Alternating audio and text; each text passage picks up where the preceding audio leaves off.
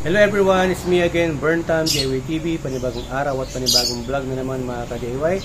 Sa araw na to, nandito ulit tayo sa Pajero natin na 4M40 GDM 4x4 Japan. So ayan, bago natin tuloy yung video, shoutout muna natin, Angel's Vlog, pag-subscribe sa YouTube channel at pag-follow yung Facebook page niya. So huwag na natin habaan masyado yung introduction mga ka-DIY. So ngayon sa araw na to, mayroon tayong bagong device na kung saan ikakabit natin dito sa Pajero natin. Ito po ang tawag dito ay Digital Temperature Controller. Temperature po ito na kung saan pwede mong gamitin sa cold at sa heat, sa aircon or sa incubator kung nagpapaano ka ng mga itlog, nagpapusna ka, kanda Pangasinan, hatch, yun. Okay, so dito digital yan, nakalagay na dito yung mga numbers na kung saan magsaset ka. Okay, so ang paggamit ito mga ka-DIY, bakit tayo maglalagay nito? Kasi po, ito pong history lang po, itong fan ng turbo intercooler natin, gumagana naman po yung sensor niya. Ito, gumagana naman po ito. Makikita niyo naman po doon sa video natin na ginawa, gumana po ito. Nag-testing po tayo doon sa tester natin. Okay? Ngayon, ang problema naman, itong mismo, yung wire ng fan mismo, hindi niya mapagana, hindi niya mapa-switch yung fan kahit na bago na yung fan natin. So, mangyayari niyan mga ka-DIY, iba-bypass na lang natin dito. Hindi na lang natin dito gagamitin yung mismong sensor ng turbo intercooler. So, ang gagamitin nating sensor, yung sensor nitong bago nating temperature controller. Okay? Ito po yung sensor niya na kung saan pwede mo rin pong ilagay dyan sa loob. Tapos, ilalagay mo to. Kaya lang maiipit po siya. Yun lang po ang disadvantage. Yun po ang ginawa namin. Ilagay namin po ito dito sa loob, tapos ilagay namin itong sensor na kung saan kasi hindi pwedeng maluwag to kasi lalabas yung hangin dyan. Okay? Ito po kasi sinisense niya to, ang purpose po nito, ang trabaho po nitong sensor dito, isa po yung triggering device o triggering switch na kung saan na-reach niya yung certain degree of Fahrenheit na init nung natin, turbo intercooler, mag-switch on yung fan. At the same time, pag na-reach din niya yung minimum na settings na kung saan malamig na yung turbo intercooler, mag-switch off na rin yung fan. Kaya lang po, sa kadahilanan na sira na rin po ito, wala pong supply na nanggagaling o hindi niya nakokontrol, kaya ang gagawin natin ay magbabypass tayo. Ang ilalagay na lang natin itong bagong device natin na Digital Temperature Controller. So, paano po gamitin to? Ito po mga ka-DIY, ang likod po niya, ito po ay microcomputer temperature controller. 12 volt po yan. Ayan. Relay, may relay po yan sa loob na 10 amperes to 250. Yan po. So yung range po niya ay hanggang negative, below po yan, negative 50 hanggang 120 degrees Celsius. So yung accuracy niya is 0.1. Gagana po siya. Triggering device po kasi ito. So ang pag-install po nito mga ka-DIY, may wire ka po dyan. Ito lang po ay susundan mo, may positive, negative. So yung positive side na to, maglalagay ka ng wire, ito nilagay natin. Yun po ilalagay mo sa positive ground, positive terminal ng battery mo. Tapos yung sa ground naman, either ilalagay mo rin sa ground or sa body ground na ng sasakyan. Doon sa ignition switch, pwede rin po. Okay? Ito namang is 1 at is 2. Ito po, magkukuha ka lang ng isang wire o maglalagay ka ng isang wire. Either ilalagay mo yung wire sa positive or sa negative. Kasi ito po ang purpose po nito, kung saan po niya, yung relay, kung saan ika-cut off po niya yung supply, either nilagay mo sa ground or sa positive, ika-cut off po niya. Okay? At isi-switch din po niya. Ito po yung niya, parang switch po niya. Tapos, ito naman po, yung mismong wire ng fan mo, kung sa fan mo gagamitin, o kung sa compressor naman, doon mismo sa wire po ng compressor mo. Okay? So, dito naman po, yung isa pong wire nito, ayan, ilalagay natin sa positive, sa ground po mismo kasi nasa ground po. Yan po, black. So yan, ito po yung niya, wire niya. Sa ground natin ilalagay. Tapos yung isa naman, itong positive niya, nandito naman po siya nakalagay. Nakikita ba? Nakikita mo. Okay, yan. Yan po, ito po yung sa wire ng fan natin. Yung isang wire, yan, actually po yan walang polarity yan Yan, nakalagay po dito. Yan, nakalagay po dito sa is 1. Either is 1 o is 2, kung saan nyo po gusto. Pero pag nakalagay ito sa is 1 is 2, yung isa naman ng wire na to, dito mo ilagay. Pili ka na lang po. Okay? Tapos yung isa, itong isang wire dito sa ground. So, yan, pagaganahin po natin to. Yan, pagaganahin po natin. Nakikita nyo na po agad ito kung gagana. Yan po. Yan. Nagsindi na po siya ka-DIY. Nilinig nila sa video, nagsindi na yung fan natin. Lakas. Diba? So, ganito po yun. Ito naman mga ka-DIY, itong fuse box, fuse holder. Fuse po ito, ilalagay natin dito sa positive wire. Papunta dito sa positive terminal na kung saan, para hindi naman inaasahan magkaroon ng short circuit, ito po ang masasacrifice o ito yung puputok. Ikakat po niya yung line o supply ng positive para na sa ganun hindi masira tong controller or yung fan mismo. Okay? So ilalagay po natin ito mamaya. So susubukan lang natin, papakita natin sa inyo kung paano ko gumagana ito. Okay? So ganito. Lagay natin sa positive to kasi nakalagay po sa positive yan. Yan. Positive po. Ayan. So yung positive side nakalagay po dyan. Make sure na mahigpit. Tapos yung isang dilaw, ito po yung switch. Yan, nakalagay din dyan. So yung ground naman ilalagay natin. Pagsasamahin na lang natin. Yan. Ito ng fan na isa at yung ground dito mismo sa device, sa controller. Nakasabay din siya dito. So, ipitin na lang natin muna pwede. Ayan. Ito yung sensor. Ano yung sensor? Sensor. Gumana na po siya. So, yung sensor naman ng ka-DIY, kaya saan mo yan ilagay? Ano mo? Ano yung baso? Kaya mga ka-DIY, ito yung pagpapatuloy ng video natin na kung saan maglalagay tayo ng digital temperature controller dito sa Pajero natin kasi nasira po yung mismong mechanism nito. So ito na lang po yung gagamitin natin. So ituturo po namin sa inyo kung ano po yung prinsipyo ng mekanismo na ito na kung saan paano po gumagana ito at paano po pinoprogram. So ganito lang po yun. Naipaliwanag na rin po namin sa inyo kung paano po yung setup o yung paglalagay ng mga wirings dito. Okay? So, kailangan natin positive, negative. So, nakalagay na yung sa ground, yung positive na lang ilalagay natin para mag-switch on ito. Yan. So, kung makikita nyo, naka-switch on na po yung mga ka-DIY. Papaliwanag namin sa inyo kung paano po ito gumagana. So, ito mga ka-DIY, may mga program settings po ito. Ayan, arrow up and arrow down. Tapos ito yung settings, tapos ito yung reset. Tapos ito yung out na kung saan magpupula yan. Pag nagpula yan, doon po nagtitrigger yung relay nito. Yun po yung triggering switch na. So ito, nailagay ko na po yung 43 degree Celsius na kung saan ito yung pwede niyang masense na kung saan masisense niya. Tsaka po gagana yung fan, itong turbo intercooler natin. Okay? So ganito yon. For example, ito po yung sensor mga ka-DIY. Dapat mo hindi yung masira ito. Ito po kasi dapat yung sensor na gagana dito para umikot po yung fan. Kaya lang po, naipalawanan ko na rin po sa inyo, gumagana po ito. Kaya lang po, yung supply mismo ng fan dito sa wire, dito sa socket, hindi po nagana. So, instead, ito po yung ginagamit na temperature controller para sa aircon. Actually, para sa air condition po ito, pwedeng sa bahay, pwede rin pong sa sasakyan, mostly sa sasakyan ginagamit ito, at pwede rin pong sa mga nagpapa-lim ba yun? Yung mga manok, pato, yung sa itlog, at incubator, pwede rin po ito.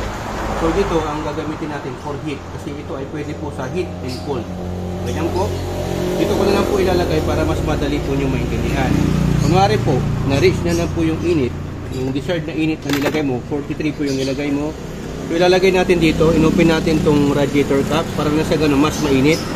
So yan mga ka-DIY, mapapansin nyo po, pag ma-reach niya to, itong 43, ito po yung nasisense niya na init o temperature.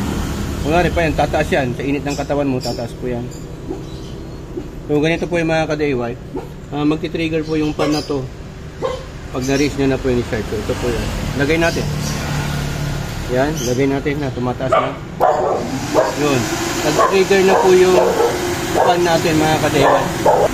So yan, na-reach na po yung 43, nalampasan niya po. So yung init ng tubig, nasa 68.7 degrees Celsius.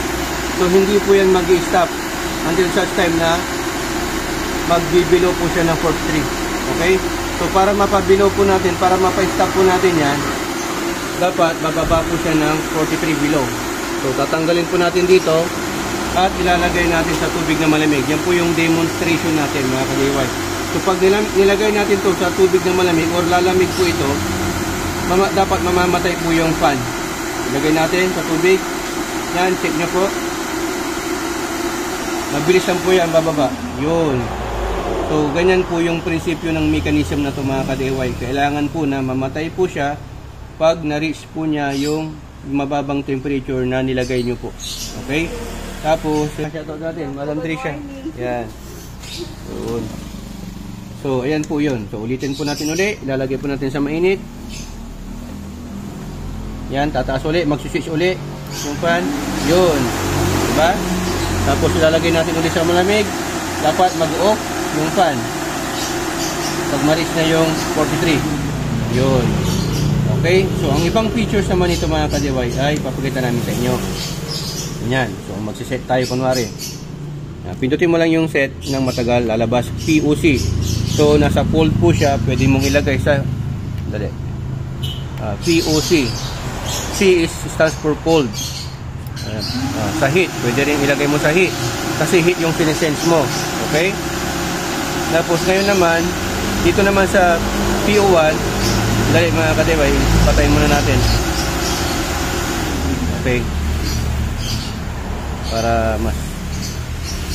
Sa PO1 naman, ito yung kung saan pwede kang mag-set ng 1 degree o 2 degree delay difference na kung saan, kunwari, 43 po ang nilagay mo na set. Hindi po siya automatic na mag-switch off sa 43. Magkakaroon po siya ng delay na 1 minute. Kunwari ang nilagay mo 1 minute 1, so magdi-delay siya, mag-switch off siya yung fan ng 42 instead na 43. So 1 delay difference. Sa delay po siya yung settings po ng PO1. Tapos sa PO2 naman mga ka-DIY, ito naman yung na kung saan 120 yung pwede niyang i-sense na pinaka-maximum. So yan po sa PO1 ay hindi nyo na po pwedeng galaw-galawin po yan. Okay? Sa PO3 naman o P3, ang ano po yan is kabaligtaran naman yan, pinaka minimum na pwede mong iset. Okay? So hindi na rin po ginagalaw ito. Ito po yung kaya niyang i-sense o ma-reach 55 degree below 53 degree. Yun yung sa lamig mga ka-DIY. So dito naman sa P4 mga ka-DIY na kung saan pwede mong iset yung gusto mo na kunwari meron kang another na thermometer o temperature gauge na kung saan mas accurate po iyon, dito ka po magsiset para gagayahin mo siya. So parang calibration po siya sa P4, calibration po yan or correction ng tamang temperature gauge na kung saan yun ang isiset mo. Tapos punta na po tayo sa P5. Sa P5 naman mga ka-DIY, ito naman po yung delay ng pag-on. Yung sa P1, delay ng pag-switch off. Dito naman sa P5, delay po ng pag-switch on. Kunwari po,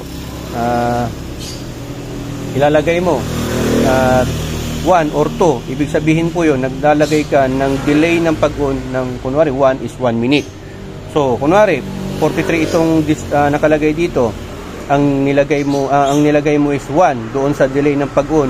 Hindi po siya mag-switch on yung fan sa 43. Instead, mag-switch on po siya sa 44. So, may delay difference ng 1 minute. Depende po sa ilalagay mo kung 1 or 2. Ibig sabihin, pag naglagay ka ng 1 minute po yung delay ng pag-on. Okay? Tapos, sa P6 naman mga ka-DIY, yung sa tayo, kailangan mong i-switch on yan para na kung saan, yan po yung ilalagay mo na temperature. Kunwari ito, gagayahin mo to 43. So, ilalagay mo rin na 43 dito. Magbi-blink po yan. So, magsiserve siya as warning na na-reach niya na yung pinaka-highest or maximum temperature, degree Celsius, na kung saan magwa-warning siya para, ano sa'yo, ma-notify ka. Yun, nakaka-DIY. So, sa P6. Sa P7 naman, siya na kayo, medyo madaming program settings po ito. Sa P7 naman po mga ka-DIY, kailangan mong i-on yan, kunwari i-on mo, kailangan mong i-on yan para na kung saan yung lahat ng mga settings na ginawa mo ay magsisave. Okay? Dito naman sa P8 mga ka-DIY is kabaligtaran po ng P7. Sa P8 naman po, kailangan naka-off po yan para hindi po mag-reset yung lahat ng pinrogram mo or settings mo. Okay? So, ganun po yung pagpapaliwanag dyan. Kasi for example, kunwari, yung sa good morning ma'am, shoutout natin pala si Madam Argeline. Okay. Si Sir Angelo, shoutout natin, nakalimutan natin Angelo Eldifonso. So yan, kunwari sa P1 na lang po tayo mga ka-DIY, sa P1. I-set natin. Sa P1. So maglalagay tayo ng 1 delay difference. So, hindi natin magalaw, di ba? Hindi natin mabago yung settings kasi po, ganito po yung nangyari. Sa P7, naka-on. So, hindi pwedeng ma-reset. So, gagawin mo para kung gusto mo mag-reset, i-off po natin yung mga ka-DIY. Yan, i-off po natin. Tapos, punta tayo ng P1. So, sa pag P1, maglalagay tayo kunwari ng settings na 1 or 1 minute delay difference. So 1. Nakalagay na sa 1 yan mga ka-DIY. Antayin natin na ba. So sa 43. Dapat yan, pag na-reach niya na yung 43, hindi siya mag-off ng 43. Mag-off siya ng 42 kasi may delay difference po siya. Ganyan po yung sample. Demonstration natin. Yan, lagay natin. Yun. Diba? So, pag ilalagay natin dito sa malamig, hindi siya magka-cut off ng 43. Hindi mamamatay ng 43. Sa 42 siya nag-cut off. Ang bilis lang diba? So, ganun po yung mga ka-DIY. So, hindi ko na po masyadong ipaliwanag further yung iba kasi naipaliwanag ko na po. Okay? So, ang gagawin naman natin, ikakabit na ho natin ito mga ka-DIY. So, dito naman, nakikita nyo naman yung switch na to para hindi masyadong komplikado. Mga ka-DIY. Kung hindi nyo po kaya ikabit to, switch na lang po. Switch. Ang gagawin nyo na lang po, ito, yan, ito yung wire, dalawang wire nung fan natin dito. So, ilalagay mo yung sa positive, di ba? At itong ground na to, hanapan mo na lang sa body ground. Tapos itong positive, lagay mo dito, tapos lagyan mo ng fuse, tapos ilagay mo dito. So, ito yung ilalagay mo na switch doon. Ang mangyayari lang mga ka-DIY, manual mo siyang isi-switch. Kaya lang, pag nakalimutan mo, pinatay mo na yung makina ng Pajero o yung sasakyan mo, at hindi mo pa napatay ito, naka-on po ito. So, madidrain yung battery mo at mag-iinit itong fan. So, madaling masira. At the same time, pag nakalimutan mo rin na isindi, useless din, di ba? Pero ito, maganda dito, umiilaw to. Kaya malalaman mo kung subis hindi o hindi. Pero mas maganda tong digital kasi naka-computer na po ito. Naka-program na po. Siya na po mismo ang magsisense na magpapatay at mag-switch on pag na-reach na yung nilagay mo na temperature, yung init. Okay? Ganun po yun. Ayan, ito po yung nasisense niya ngayon, 30.4 degrees Celsius. Ilagay natin dito kung tabaas. So yan. Para mas madali po siyang lumamig kasi nandito po yung fan. Yung fan po kasi mga ka-DIY, pag mapapansin niyo po, hindi na po niya to original na fan. Naglagay po kami, ito po yung fan ng condenser ng aircon. Okay? So ito po yung niremedyo natin, DIY po yan, experiment. Dito ko po nilagay, pag maglalagay po kayo ng ganito na fan, hindi po yan pabuga. Dapat pahigo. Kasi meron po siyang hot scope. Pumapasok po yung hangin dito, sisip-sipin po yung fan. Pahigo po yan. So ito, mapapalamig din po niya mga fan. So ganyan, 34. So ang niyan, kailangan mong painitin o paandarin mo yung makina. Hanapin mo kung hanggang saan yung pinakamataas na ma-reach niya na temperature. Diba? Yung degree Celsius.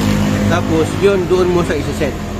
Okay, kunwari, ang mo, nasa siya, yan, tumataas pa yung mga ka-DIY. Kasi nakapatay, kaya matagal yung niya, taas na. So, kunwari, ang niya ay hanggang sa 50. So, hanggang sa 50. So, ilagay mo hanggang sa 50. Para na sa ganun, pag bumaba siya, mag-switch off na. Diba?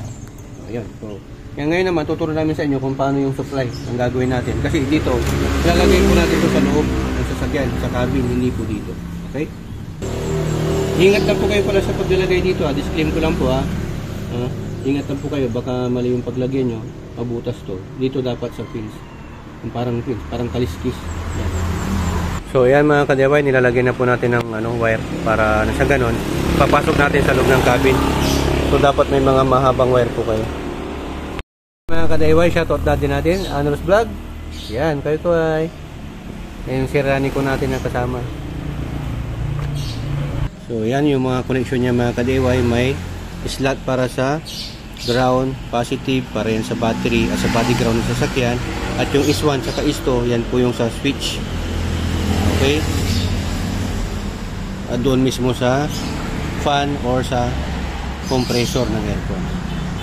So yan, puputulan din natin tong black wire pa ng sensor na kung saan dudugtungan po natin. Okay lang po na putulan yan, nadugtungan. Huwag lang kayo magpuputol dito na banda, baka masira. Ayan po yung wire para sa sensor na dinugtungan po natin. Itong mga wire na ginamit natin mga ka-DIY, pwede kayong gumamit ng gauge 16, gauge 18, or gauge 20 kung gusto niyo na makapal at manipis. Okay? So make sure lang po na yung mga naka-open wire ay lalagyan niyo po ng tape. Yung gamit po natin na tape ay Naito tape from Taiwan. So ayun mga ka-DIY, yung price pala nito nasa 800 to 1,000, depende na lang po sa quality. Okay, yung link ilagay ko na lang sa description below para na sa ganun may guide kayo kung saan nyo po bibili na store para para hindi kayo malugo. Okay? So ayan mga ka-DIY, inaantay na lang po natin na mag-trigger yung fan pag ma-reach na yung 43 degrees Celsius. Obserbahan nyo na lang muna kung gaano kainit yung dun sa turbo intercooler, tapos yun ang ilalagay nyo dito. Ito for demonstration lang po yan. So yan, aantay na lang po natin, tapos papakita namin sa inyo. Yan. Kumano na po mga ka-DIY. Lakas, diba naririnig naman. Okay? Pahigop po kasi yan mga ka-DIY. Gumagana pa po yung fan mga ka-DIY. Tigara lang? 45. 45. Tigara lang eh. Ay, so ayan, namatay na po mga ka-DIY kasi bumaba na po. Yan. Lumamig na. 41 na yan ay. Yan po siya mga ka-DIY. So ayan mga ka-DIY, ang gagawin naman natin kasi tapos na po namin dinemonstrate sa inyo. Ayan, nilagyan na po natin ito ng supply, positive at negative, na sa ganun may demonstrate po namin sa inyo kung paano po ang function o paano po gumagana ito, yung program, itong digital thermometer controller. Okay? O digital thermostat controller. Pwede po sa aircon, pwede po sa init at sa lamig. So ang gagawin naman natin ngayon, dito tayo maglalagay ng ground niya at ng positive niya. Kasi ho, dapat ito, sisindi lang po ito, mag-uon lang po ito pagka sinindi mo yung susian para ho hindi maaksaya sa battery. Okay? Ngayon, nailipat na po namin dito sa body ground, yung ground po niya. Yung positive naman niya, tatanggalin namin doon sa may battery at hahanapan natin dito ng positive supply na kung saan pag sinindi mo lang yung susian, yung key, parang ganyan. Okay? So ganyan po ang itsura niya. So dito tayo kumuha sa may part ng ignition sa kulay medyo madilim, kulay blue. Ito naman pagdating dito, blue na may stripe na red. Nakita niyo naman ka-DIY yan, oh. Yan. Or any possible positive wire na kung saan pag pinatay mo yung susian, dapat mamamatay. Okay? Ang importante, ganun ho mga ka-DIY. Kahit saan naman dyan, basta pag sinusihin nyo yung susian, magsisindi po siya. At pag pinatay nyo, mamamatay. So, ganyan po dapat yan. Gagana lang po ito pagka nakasusi. Okay? Kasi pag ganyan, okay naman yan mga ka-DIY. Kaya lamang po, disclaim ko lang po, magsaya po sa baterya. So, tatanggalin po namin yon. At ganito rin po, lalagay namin ng fuse. Pwede naman po, kunwari na may nahanap kayong fuse dito, may nakalagay ng fuse, pwede nyo na po itap dito. Kasi positive supply po yan. Mas safe po yan kasi may fuse. Pero sa atin may fuse na. Kaya mga ka-DIY, na-itap na po natin dito. Yung ground nya, dito na natin nilagay. Or kahit saan nyo muna ilagay, kahit dito pwede. Basta may ground, yung magandang ground mga ka-DIY. Kasi pag pangit yung supply ng ground nya, pangit din yung performance niya o hindi, magpa-fluctuate po siya. So yung positive niya at saka yung sa is2 niya, yan is2, yung saan yan yung switch ng relay, dito na natin nilagay sa positive. Yan. Nilagyan din natin ng fuse para nang kung saan magkaroon ng short circuit, hindi ho masisira, hindi ho gagapang dito, papatay niya na. Ang masisira yung fuse na lang. Sinabay na lang natin yung is2 dito sa positive. So yan, testing natin. I-on natin yung susian. Yun. Saka lang po siya mag-uon. Okay? Patayin natin yung susian. Yan. O, diba? So, dapat ho ganyan. Tapos yan, hinabaan ko na. Kasi kung saan natin pwedeng i-pwesto para mas mahaba. Okay? So, testing natin mga kadeway. Ito po yung nasi-sense niya na temperature ngayon, 33.1. Hindi po pwedeng mag 0-0 yan kasi yung ambience sa paligid o kung ano yung nasi-sense niya na temperature, yan po, lamig or init, same lang din po yan. Okay? Tapos ito yung nilagay natin na settings, 70 degrees Celsius. Yan, pag ma-reach niya yan, mag-on na yung fan. Tapos, nilagyan ko siya ng 2 minutes na delay, 2 minutes na delay bago mamatay yung fan. So, kunwari, na-reach na yung 70. Mag-switch yung fan, nasa 73 or 74. Ganon din po siya mamamatay. Okay? Sa mamamatay naman po siya sa 70. Ayun. So, yan, fix ko na po mga kadeway. Ganyan lang po yung proseso. So ayan mga kadeway, na-fix na po natin, nilipat natin dito. Pwede natin ilipat ulit dito. Tinitignan ko kasi kung saan yung hindi ako nakakasilaw pagkagabi. So experimentuhan ko muna. Di ba hinabaan ko naman yung wire niya. So ito, pakita mo. Yan, dyan. Tanggalin natin yung manibela para makita mo. Yan. Pag dito, hindi pa namin kasi masyadong na-fix. Ang plano ko dito, itong wire na to, tatanggalin ko isa-isa para dito natin ilalagay. Tatanggalin natin ito dito para sa ganun yung wire dito sa para hindi pangit dito kitang-kita or dito mismo lalabas namin dito. Either, basta masinop mga kadeway. So, ganyan po yung kung saan mo pwedeng ilagay, nasa sayan kung ano yung desired ng position mo. Okay? So, ganun lang po yung process. Sundan nyo lang po. Hindi naman po kayo maliligaw. Basta ingat lang po kayo sa pag-DIY dahil dito sa HPT, dalawa lang po ang meaning ng DIY. Do it yourself at destroy it yourself. Dito sa HPT, natuto ka na, nakatipid ka pa. Dahil sa HPT, sharing is caring. So, ayan mga kadeway, ito lang po ay experimental. Ginawa ko lang po to dahil nasira po yung sensor saka yung triggering switch ng mismong fan ng yung turbo intercooler natin. Nasa sa inyo po yan kung gagayahin nyo po. Okay? Hoping na may natutunan ulit kayo. Maraming salamat. To God be the glory. Burn time. Signing off.